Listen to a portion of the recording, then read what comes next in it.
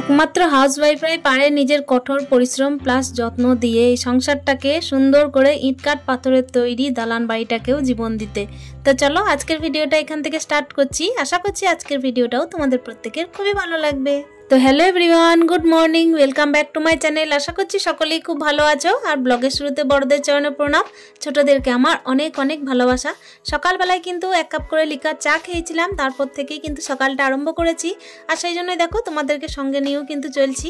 দেখো এই যে রিফ্রেশ হয়ে পড়েছি আর বিছানাটা গুটিয়ে নিচ্ছি। সকালবেলায় কি বলো তো বন্ধুরা, এতটাই তাড়াহুড়ো থাকে যে গুছিয়ে কিছু করব কিংবা গুছিয়ে কিছু দেখাবো বললেই হয় না। এটার পিছনে কিন্তু প্রচুর পরিশ্রম করতে হয়। প্রচুর পরিশ্রম মানে কষ্টকর জীবন, তার সঙ্গে কি বলতো, এই যে ধৈর্য সহ্য আর সুন্দরভাবে সংসারটাকে নিয়ে চলার নামই হচ্ছে হাউসওয়াইফ।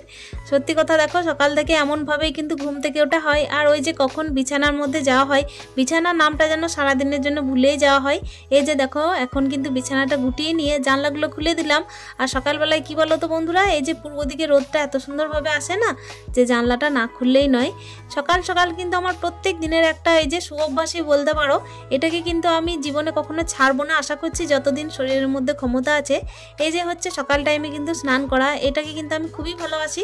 আর সকাল টাইমে স্নান করলে কিন্তু দেখো মনও ভালো থাকে, শরীরও ভালো থাকে, আমার তাই বলেই মনে হয়। খুব একটা বিশেষ অসুবিধা না থাকলে কিন্তু আমি সকাল টাইমে স্নান করা স্কিপ করি না। তো এই যে দেখো, তাই কিন্তু দেখো সকাল সকাল স্নানও করে নিয়েছি। আর সব থেকে বড় কথা হচ্ছে, এই যে সকাল টাইমের যে অভ্যাসটাকে আমি নিজের মধ্যে আয়ত্ত করতে পেরেছি, এর জন্য কিন্তু আমার মনে হয় যে সংসারটাকে কিন্তু সঠিকভাবে পরিচালনা করাটা শুধুমাত্র আমার দায়িত্বের মধ্যেই পড়ে। সেই জন্য কিন্তু এটা ছাড়বও না। আর তার থেকেও বড় কথা হচ্ছে, যেহেতু একার দ্বারা সংসারটাকে পরিচালনা করতে হয়, সেই জন্য সকাল থেকে রাত পর্যন্ত কিন্তু এই যে স্টেপ বাই স্টেপ কাজগুলোকে যেভাবে করতে হবে, তার পিছনে কিন্তু একটুখানি মাইন্ড খাটাতে হয়, তার সঙ্গে একটুখানি শারীরিক এই যে হাত পা চালানোর ব্যাপারটাও আছে। যেহেতু সকাল টাইমে পুজোর ব্যাপার থাকে, সেহেতু দেখো স্নানটা না করলে এমনিতেই আমাকে না খেয়ে বসে থাকতে হচ্ছে। ওই জন্য কিন্তু প্রত্যেক দিন, শীত কি গ্রীষ্ম কি বর্ষা, সমস্ত দিনই আমার সকালে স্নান। তো সকালবেলায় স্নান কমপ্লিট করে এখানে চলে এসেছি দেখো ঠাকুর সেবার জন্য। আর এখানে দেখো এই যে থালা বাসনগুলো আমার অলরেডি আগে থেকে মাজাই ছিল। বাসনগুলোকে একবার ভালোভাবে ধুয়ে শুধুমাত্র রেখে দিলেই হলো। কেন কি মাঝখানে গেছিলাম একটু বোরিংটা স্টার্ট করতে, ট্যাঙ্কির জল দিয়ে তো কোনো রকমে আমি ঠাকুর সেবা করি না, সেজন্যই কিন্তু একেবারে ডাইরেক্ট মোটরটা চালিয়ে জলটা নিই। তো চলো এদিকে কিন্তু আমার বাসনগুলো ধোয়া হয়ে গেল। আর এই বাসন ধোয়ার জলটা একবারে গাছে দেওয়া ছাড়া উপায় নেই। তো চলো আপাতত এইদিকে ঠাকুর সেবার কাজটা করে ফেলি। তার আগে ওই যে গাছের ফুলগুলোকে তুলতে হবে। কিন্তু ওই যে শীতকাল, যেহেতু এগুলো হচ্ছে গ্রীষ্মকালের ফুল গাছ, সেহেতু একেবারেই ফুল দিচ্ছে না বললেই চলে।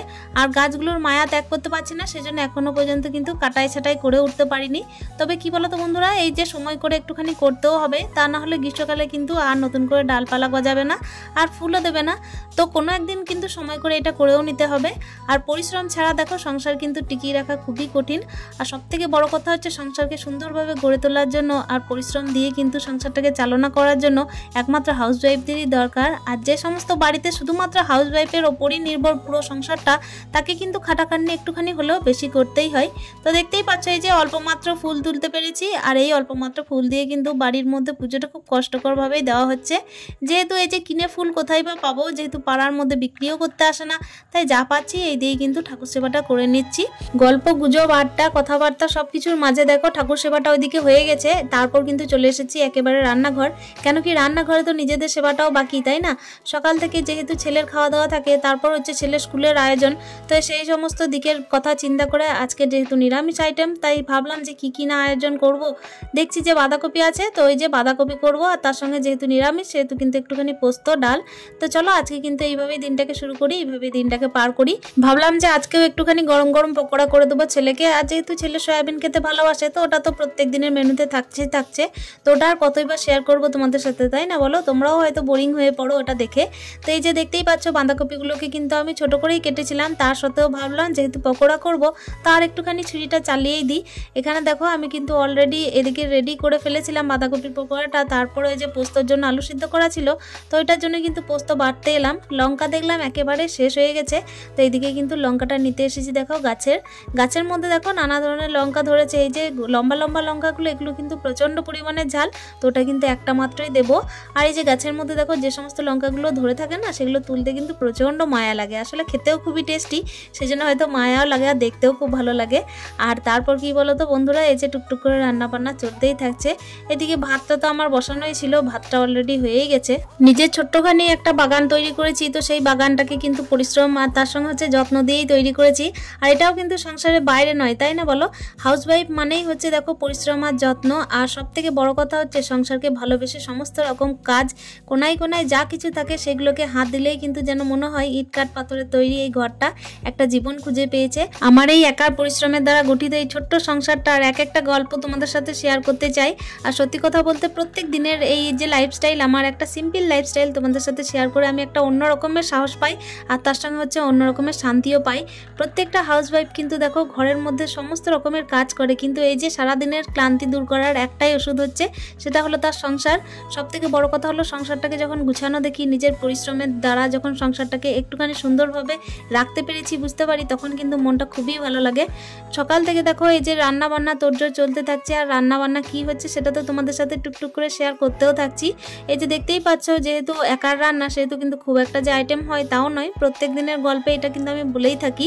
আর এই যে দেখো গরম গরম কিন্তু পকোড়া করে নিচ্ছি, আর ছেলের জন্য ওদিকে কিন্তু জল গরম বসিয়েছি, যেহেতু ছেলেকে গরম জলে এখন স্নান করাচ্ছি। আর একটা ঘরের যেহেতু মা আমি, সেহেতু কিন্তু দেখো ওকে আমাকে যত্ন সহকারে রাখতেও হবে। সন্তানকেও তো বড় করে তোলা, লালন পালন করে তোলা, এগুলো একটা মা হিসেবে আমার কর্তব্য। তো চলো গল্প স্বল্প চলতে থাক। আর এদিকে একবারের পকোড়াটা নামিয়ে দিয়েছিলাম, তারপর দেখো এই যে দ্বিতীয়বার পকোড়াটা ছেঁকে নিচ্ছি। এই যে গরম গরম পকোড়া দিয়ে কিন্তু ভাত খেতে খুবই ভালো লাগে। ছেলেকে আমি গাড়িতে চাপিয়ে দিয়ে এসেই কিন্তু ভাতটা আমি খেয়ে ফেলি, কেন কি যেহেতু ও থাকে না, সেহেতু কিন্তু একা আমি যদি অনেক দেরি করে ভাতটা খাই না, তাহলে মনটা একেবারেই ভালো লাগে না। তাই গরম গরম ভাতটা খেয়ে নিই, একেবারেই কিন্তু লেট করি না। আর সব থেকে বড় কথা হচ্ছে ঠান্ডা হয়ে গেলে যেহেতু শীতকাল, সেহেতু ভালোও লাগবে না। তো চলো তোমাদের সাথে গল্প করতে করতে আমি কিন্তু মাঝে ছেলেকে গাড়িতে চাপিয়ে দিয়ে এসেছি। তারপর হচ্ছে এই যে দেখো আমি এখন ঝাঁটটা দিয়ে নিচ্ছি। আর সব থেকে বড় কথা হচ্ছে কি বলো তো, এই যে ছোটো দিনের বেলা তো, সেই জন্যই কিন্তু ঝাঁটটা একটু যদি দেরি করে দিই না, তাহলে একেবারে অন্ধকার হয়ে যায়। আমার মনে হয় যে অন্ধকার হয়ে যাচ্ছে, সেই জন্যই কিন্তু দেখো এই যে দুপুর টাইমে ঝাঁটটা দিয়ে নিচ্ছি। ছাদের মধ্যে কিন্তু কাপড় আছে, সেগুলোকেও কিন্তু আনতে যেতে হবে। এদিকে গ্যাসটা যখনই একটুখানি মোছা আরম্ভ করেছি, তখনই কিন্তু মনে পড়লো যে ছাদের জামা কাপড়গুলো কিন্তু একটু তাড়াতাড়ি না আনলে নয়, কেন কি সন্ধে হয়ে গেলে না ছাদের জামা কাপড়গুলো একেবারে ঠান্ডা হয়ে যায়। আর সব থেকে বড় কথা হচ্ছে সারাদিনের মধ্যে ওই যে দুপুর 1টা পর্যন্ত কিন্তু আমার একেবারে ছাদে যাওয়া হয় না। ছেলেকে দিয়ে আসি, তারপর কিছু খাওয়া দাওয়া করি, তারপরে কিন্তু একেবারে টুকটুক করে ঘরের কাজগুলোকে সেরে তারপর একদম লাস্ট টাইমে ছাদে যাই। তো এই ক্ষেত্রে কি হচ্ছে জানো তো, কাপড় জামাগুলো একেবারে ঠান্ডা হয়ে যাচ্ছে। তো ভাবলাম চলো এই যে গ্যাসটা অর্ধেক মোছা হয়েছে, মানে গ্যাসটা আর এই এক পাশে শিলাপটা মোছা হয়ে গেছে, তো বাকি দিকটা একটুখানি জল হাত করেই কিন্তু আমাকে ছুট দিতে হয়েছিল ছাদে। গতকালকের ভিডিওতে আমার এক মিষ্টি দিদিভাই আমাকে কমেন্ট করেছিল যে তোমার ভিডিওতে তুমি বাস্তব কাজকর্ম তুলে ধরো, খুব ভালো লাগলো। তো সত্যি কথা বলতেই দিদিভাই, প্রত্যেকটা হাউসওয়াইফই কিন্তু বাস্তব জীবনেই বাস করে, আর যতটুকু ক্যামেরার মধ্যে বন্দি করা হয় তার থেকেও কিন্তু বাস্তব জীবনটা খুবই কঠিন। আর ক্যামেরার জীবনে কিন্তু দেখো আমরা সুন্দরভাবে ফুটিয়ে তুলি, এই যা মানে ওই বাস্তব জীবনটাকেই একটুখানি পরিশ্রম আর তার সঙ্গে যত্ন দিয়ে কিন্তু দেখো সুন্দরভাবে ক্যামেরার মধ্যে ফুটিয়ে তোলা এই যা। তো তার মধ্যে দেখো অনেক কিছু ভালোবাসাও জুড়ে আছে, এই নয় যে ভালোবাসা জুড়ে নেই। ভালোবাসা যদি না থাকতো তাহলে তোমাদের সামনে কি করেই বা আসতে পারতাম, তাই না? তো চলো তোমাদের সাথে গল্প হতে হতে আমার কিন্তু ছাদের কাপড়গুলো তোলা হয়ে গেল। ছাদের মধ্যে কাপড়গুলো কিন্তু দেখো অনেকগুলো যে মেলা ছিল তাও না, কিছুটাই ছিল। তবে এগুলোকে যদি না তুলতাম তাহলে কিন্তু একেবারে এই যে কাজ পড়ে আছেই মনে হতো। ছাদের চলো কাপড়গুলোকে তুলে নিয়ে চলে যাই। এদিকে এই যে বলেছিলাম যে অর্ধেকটা কিন্তু মোছা বাকি ছিল, তো ওটা কিন্তু দেখো আস্তে আস্তেই একেবারে মনে হচ্ছে যেন অন্ধকার হয়ে যাচ্ছে। সত্যি কথা বলতে এই যে ছোট দিনের বেলা মানেই হচ্ছে কখন যে অন্ধকার হয়ে যাচ্ছে সেটা কিন্তু বোঝাই যাচ্ছে না। এদিকে ঘড়ির কাঁটায় যেই 4:30 মতো বাজে, সেই কিন্তু সুজি মামা অ্যালার্ম দিতে থাকে যে আজকের মতো বিদায় নিচ্ছি, কাল আবার দেখা হবে। আসলে কি বলতো বন্ধুরা, ওই যে ছোট দিনের বেলা, ওই জন্যই তো দেখো ছোট দিনের বেলা হোক কিংবা হচ্ছে বড় দিনের বেলা, কাজ তো কাজই, তাই না? সংসারের প্রত্যেকটা কাজ, প্রত্যেকটা রুটিন কিন্তু প্রত্যেক দিনের মতোই চলবে। সন্ধ্যের টাইমে ঘর যা টুকিটাকি গুছানো ছিল, তারপর হচ্ছে সন্ধ্যে দেওয়া, সেগুলোকে সেরে নিয়েছি। আর এখানে চা আর মুড়ি নিয়ে বসে পড়েছি। ছোলা সিদ্ধ ছিল, তার সঙ্গে হচ্ছে আলু ভাজা আর হচ্ছে পকোড়া। তো চলো এই যে টুকটুক করে খাওয়া দাওয়াটা করতে থাকি, আর অন্যদিনের আরও একটা ভিডিও নিয়ে তারপর তোমাদের কাছে আবার চলে আসছি। ততক্ষণের জন্য স্টে হ্যাপি, মন ভালো থেকো, সুস্থ থেকো।